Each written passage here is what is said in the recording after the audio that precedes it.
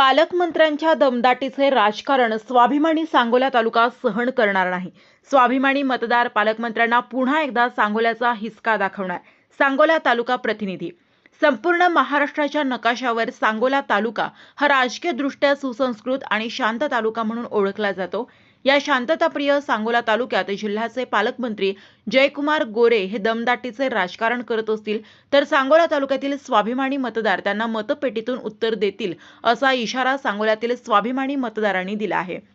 सांगोला शहरात भारतीय जनता पार्टीची जराही ताकद नसताना ऐनवेळी त्यांनी स्थानिक नेते मंडळींवर दबाव आणून त्यांनी नगराध्यक्ष पदाचा उमेदवार फोडून आपल्या पक्षात घेतला होता.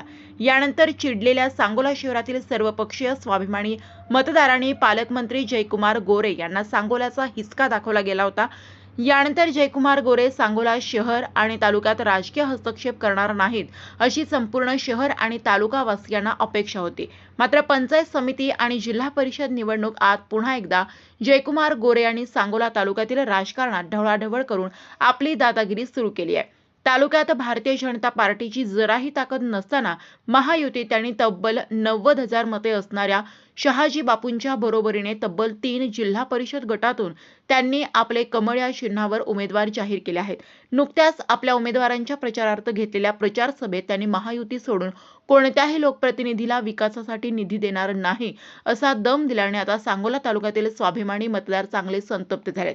तुम्ही आमचे उमेदवार निवडून दिले तरच तुम्हाला विकासासाठी निधी मिळेल असा दम देऊन त्यांनी सांगोला तालुक्याच्या स्वाभिमानाला आव्हान देण्याचा प्रयत्न केलाय.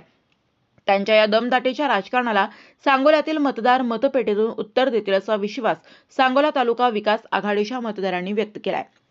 नगरपालिका निवडणुकीत बलात्कार, आता मात्र विकासाचा साक्षात्कार. गेल्या 2 महिन्यापूर्वी पार पडलेल्या नगरपालिका निवडणुकीत शिवसेनेचे माजी आमदार शहाजी बापू पाटील यांनी भारतीय जनता पार्टी आणि पालकमंत्र्यांवर टीका करताना त्यांचे वागणे एखाद्या अबलेवर बलात्कार केल्यासारखे असल्याची घणाघाती टीका केली होती. परंतु तेच माजी आमदार शहाजी बापू पाटील आणि पालकमंत्री जयकुमार गोरे आता मांडीला मांडी लावून बसल्यात. त्यामुळे आधी होता तो बलात्कार आणि आता झाला तो साक्षात्कार असे त्यांचे वागणे असल्याचे जनतेतून बोलले जात आहे.